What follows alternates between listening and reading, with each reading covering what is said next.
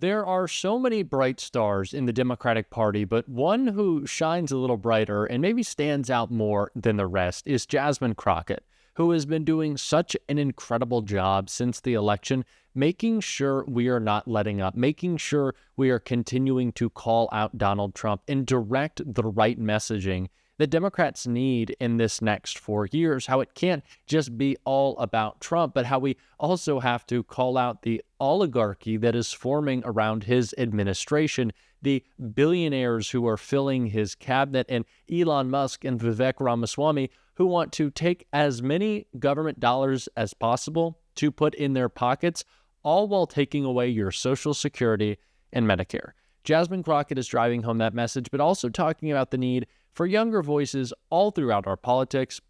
And she did so not only just calling out Donald Trump, but making a really important message clear on MSNBC in an interview that I want to check out. But before we do, if I could quickly ask you to leave a like on this video, and if you haven't already and you enjoy our channel, to hit that subscribe button. It goes a long way, and it really means the world to me.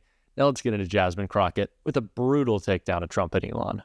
Joining us now is Congresswoman Jasmine Crockett, Democrat from Texas and member of the Oversight and Agricultural Committees. All right, Congresswoman, when you hear those remarks, what are your initial thoughts?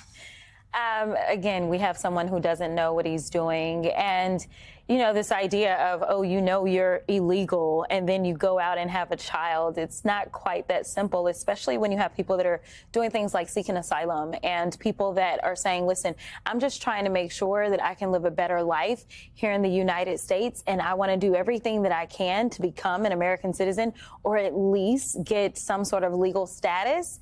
And you have, you know, Trump that goes out there, him and his minions, and they say things like, you know what, we're only going to get rid of the bad ones, right? And so people sit there and they're like, wait a minute, you're going to come to my job where I'm working and I may be paying into taxes or whatever, or my kids are at school. You know, I think that there's going to be a rude awakening really on all sides. There's also, to me, the idea that vulnerable women without access to health care or birth control may or may not be choosing whether or not they are conceiving a child, but I'll leave that there. Yeah. Holman also said family detention centers could play a role in deportation efforts, and he added that those facilities would not be jails, but, quote, open-air campuses designed for families. I'm not sure access to fresh air was a lot of people's issue with that policy, but I'm wondering how plausible that sounds to you. I'm curious to know if he's ever been to a jail or a prison. The reality is that these are nothing more than detention camps that look a lot like jails and prisons. I mean, obviously, there's what they call the yard when you go to a prison, and that is an open air facility. But, you know, there's always been a lack of humanity when it comes to immigration and this administration. If people remember the separation before, they may remember that, but they may not remember how much money it cost the United States when we were sued about the fact that these families were separated. And deportations themselves are a really expensive prospect. Right. We know, you know, Texas is like, hey, we will go ahead and give you the land to do what you want to do. But we know that there takes officers, right? So we're talking about needing to hire more officers to execute this. We are talking about you can't just throw people into facilities. You've got to make sure that you feed them, got to make sure that you're keeping them healthy. Right, and those needs expand if you're talking about children and families as well. Exactly. So it's going to cost us monetarily up front, but it's also going to cost us because we know, again, that so many of these people are actually contributing to our economy. There's also this interesting kind of pivot where you've got, you know, Elon Musk pushing for more high-skilled immigrant tech visas and invoking anger from, you know, other MAGA supporters who claim foreigners are taking American jobs. And this is all playing out very publicly on Twitter or X, whatever we call it now. Do you think the Trump transition is sending mixed messages on immigration? And do you think they're going to be able to get on the same page? I don't think that they've ever really had a message, right? Like the only message that we saw during the campaign was deport them, you know, kick them all out, that kind of stuff. That's what he was saying at rallies. But, you know, Democrats, we struggled because we could not really effectively communicate like why immigration isn't the most terrible thing that we've ever experienced, because it's not. We are a country of immigrants, right? And so because we haven't had these conversations about the fact that we get so many of our trained nurses right now, because we are losing so many in the healthcare field because of COVID-19, and we know that there haven't been investments made to make sure that we can have those workers coming up. We get a lot of them out of the Philippines, right? So we know that, yes, a lot of businesses, high-tech businesses such as Tesla, have been using those that are coming out of parts of Asia. So, you know, it's crazy that we really aren't having these worldly conversations, or if we aren't talking about what happens with our food supply and who it is that's actually going to work agriculture, who it is that's actually working construction. Like, there are jobs here for everyone, not only those coming in, but those that are actually right here every day. Because when we look at the joblessness numbers, they are low. I also want to ask you, I mean, another thing Democrats got flack for, in addition to not, pushing a comprehensive policy on immigration, was this kind of age gap, especially with President Biden. And, House Democrats are coming under fire now for not supporting Congresswoman Alexandria Ocasio-Cortez for the top spot on Oversight Committee. And some are blaming the old guard. There's all these memes online, another millennial not able to take their job because some older person won't retire. Do you think she was treated fairly? I mean, it depends on how you define fairly. I was asked a lot about this particular race as someone that obviously serves on the Oversight Committee. And, while I think that both are absolutely qualified, I do think that within the Democratic caucus, we are really stuck in our old ways of doing things, which is you get there by seniority.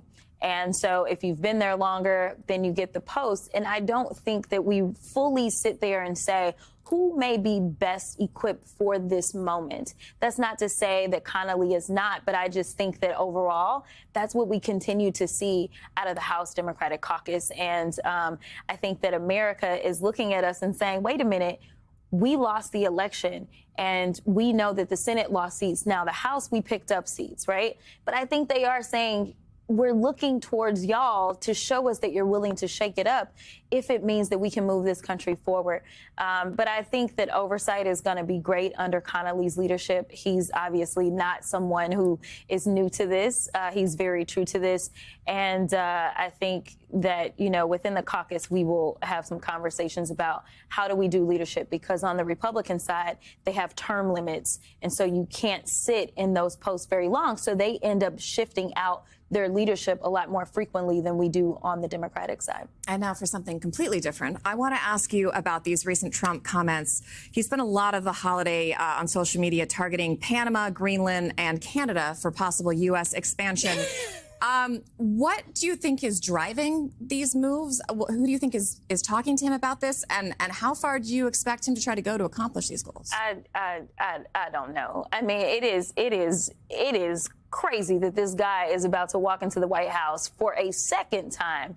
And again, I kept saying on the campaign trail, this guy doesn't know who our friends are. Now, I can tell you that he loves to pal around with Putin, and we know that Putin has decided that he wants to bring back the former coalition that they used to have, and that's why he went into Ukraine.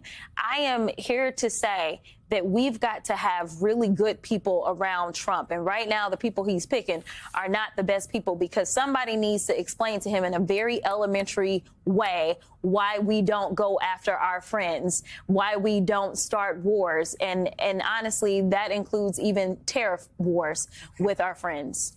Congresswoman, thank you so much for joining us. Absolutely. So clearly a lot of important messaging to get out there from Jasmine Crockett. But when we look at our own party, and then I want to get into what she had to say about Trump and Elon, it is incredibly important that in this digital age of messaging, which you are a part of as well, just by watching this show, you are helping people like myself or Adam Mockler or Brian Tyler Cohen, David Pakman, the folks at Midas Touch, build important democratic infrastructure to combat the right-wing ecosystem, which is already so well funded. And I don't like to give them credit for anything, but they do media and organizing in this digital space really well when it comes to delivering their message. Now, that doesn't mean that I don't appreciate how we are a big tent of a lot of important ideas and thoughts on the left, but I do think it's important that we take all of those different ideas and opinions when we disagree and just make sure we're getting them out there and we're communicating to people who traditionally don't get their news from maybe regular news sources, and that we make sure that our messaging is starting to seep in.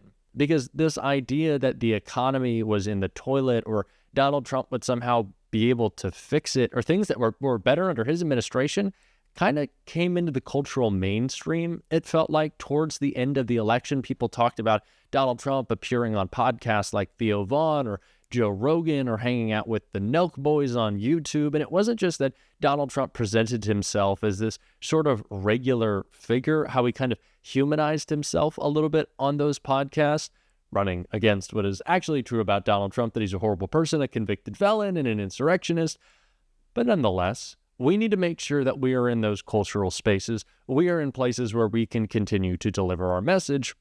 And although Jasmine Crockett has been doing a lot of interviews on MSNBC lately, she's also appeared on a lot of YouTube shows. But it's not just about where you are, but it's about where your message can reach. And Jasmine Crockett, like she's talking about with AOC, and what I thought was a complete shame that AOC was not elevated to a higher leadership position, and there are many videos we'll make about that, but Jasmine Crockett is communicating in a way like AOC does, no matter how you feel about her politics, that people can relate to and understand and feel like is authentic and honest, because it is coming from both of them.